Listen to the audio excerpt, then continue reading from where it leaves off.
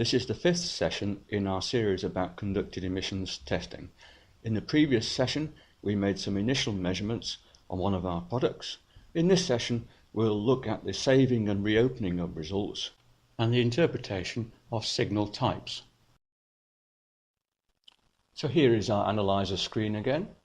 I'm just going to recall the measurements we took yesterday so that we can analyze the information in more detail. If we go to File and open previously scanned results, we have obviously a list of results that we took previously. I'm going to load this one, open it. Now notice that there are two areas here.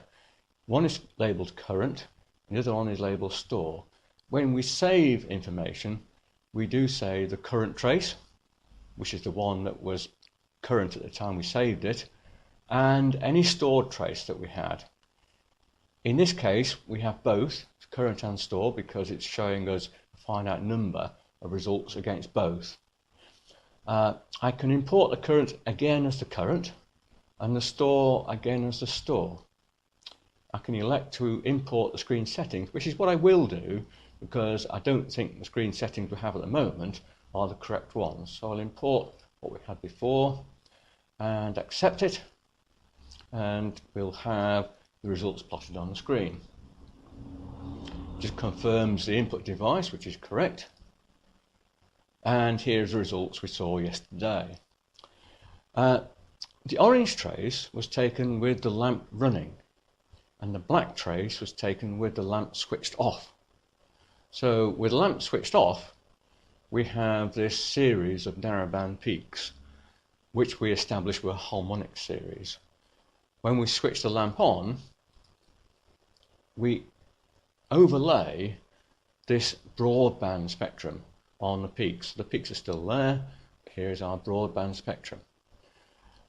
Now this broadband characteristic, and indeed the narrowband characteristic, gives us information about the nature of the signal that the lamp is conducted back down our mains lead.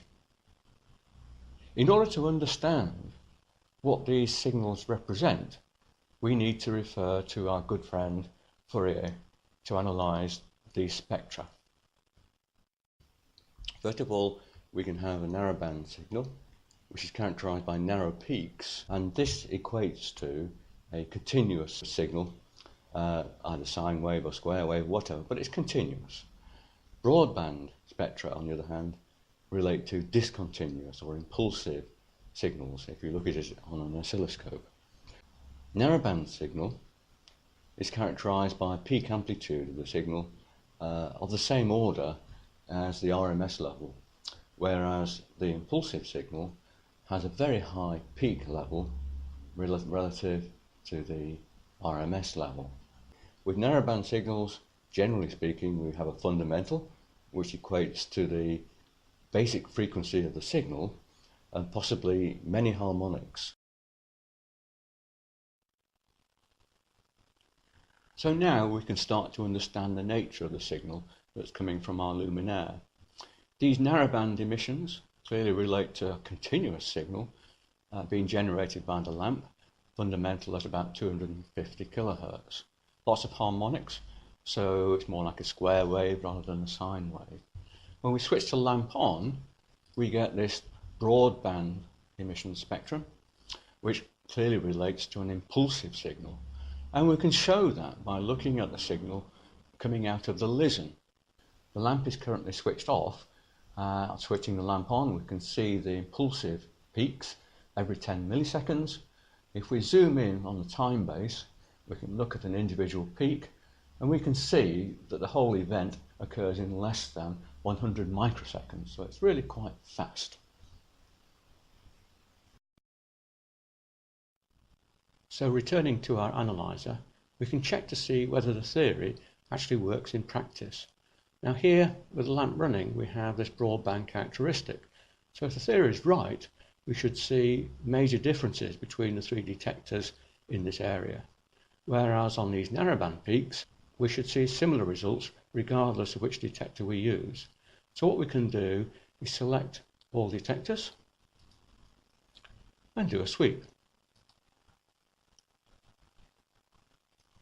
So here we have the three results: peak, quasi-peak and average.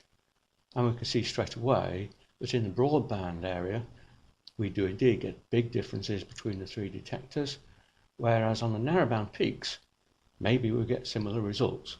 But I'll just stop that for the moment. We have enough information here to work on, and I'll zoom in this area so we can see these areas in more detail. So to zoom, I'll select linear scan and right click on the screen, select zoom and pull the right hand side down towards the low frequency end. And straight away we can see again broadband area major differences between the three detectors. Narrowband area we get similar results. So on these peaks we are within about 5 dBs of each other for the three detectors. Also note how the average and quasi-peak detectors are able to pick out a continuous signal from amongst this broadband noise. Well, this result looks interesting, so we'll save this. So I'll go to File, and notice that we have two options for saving.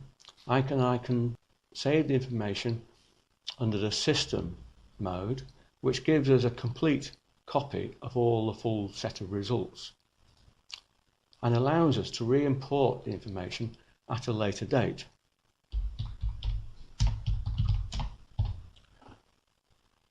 Save that. The other options, we can export the data as a CSV file, which means we cannot re-import it into this software, but we can export it to, say, Excel or similar. And there are two ways we can do that. Either all data, which may include thousands of results. It's a data point for every sample we take in the frequency range. Or display data, which is just the value of each pixel on the screen. This is a much more reduced data set, gives us a reduced file, but the information we see on the screen would be faithfully reproduced. So if we do that, we'll give it a name, save that. So though that information is now all on screen. There is an alternative, which is to save the screen using the Alt Print Screen function on the keyboard, and I can now export that image directly into our test report, for example, using Word. So here is our Word document. I'll just Control V, paste the image in, and I can add notes as required, and in this way create my test report. Well, that brings us to the end of this session. In the next session we'll talk about detectors, frequency steps and dwell times.